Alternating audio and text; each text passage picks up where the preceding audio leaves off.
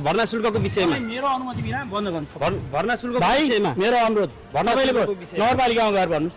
होइन भाइ यो नगर्नु। छोड्दिन यो तपाईँले प्रधानाध्यापक जस्तो मान्छेले यस्तो भनेको सुनाउनु के सर?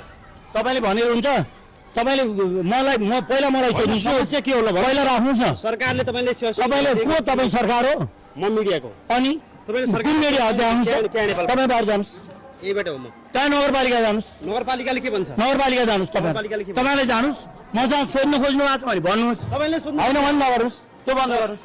सर तपाईँ बाहिर जानुहोस्, सर तपाईँ बाहिर जानुहोस्। सर तपाईँले क्यामेरा यसमा होइन होइन तपाईँले अनुमति लिनु छ, अनुमति लिनु परेन। सरकारी जानुहोस् बाहिर। यो सरकारी स्कुल हो कि सरकारी स्कुल कि निजी स्कुल हो? के हो त? सरकारी भाइ के हुन्छ, निजी भाइ के हुन्छ? यहाँ छिरी मिल्दैन यो सरकारी स्कुलमा छिरी मिल्दैन? सरकारी भए पनि नियम कानुन होला त, नियम कानुन होला त सर। होला त, नियम कानुन होला त।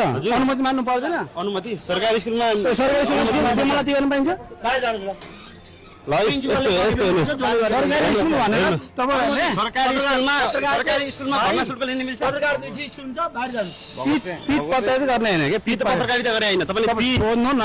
मैले सोचिरहेको छु सल्लाह लिनु न। अनि क्यामेरा बन्द गर्नु तपाईँलाई अधिकार दिएछ? क्यामेरा बन्द गर्नुपर्ने अधिकार तपाईँले कसरी दिएछ? तपाईँले सल्लाह त लिनु। मेरो आफ्नो अधिकार छैन। यो मेरो सोध्नु न, सोधेर बुझेर गर्नु न। जवाब दिने हैसियत जवाब किन छैन? को तपाईँ? सरकारी शिक्षालयमा भर्ना शुल्क लिन मिल्छ कि नै?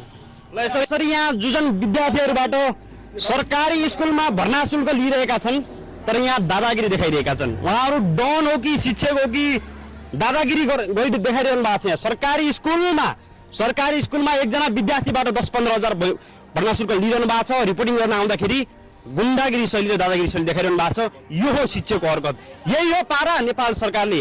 बालेन सरकारले भनेको निशुल्क शिक्षा यही हो। सरकारी स्कुलमा कुनै एउटा पत्रकार छिर्दै गर्दाखेरि भर्ना शुल्क धेरै लियो सरकारी स्कुलमा भनिरहँदाखेरि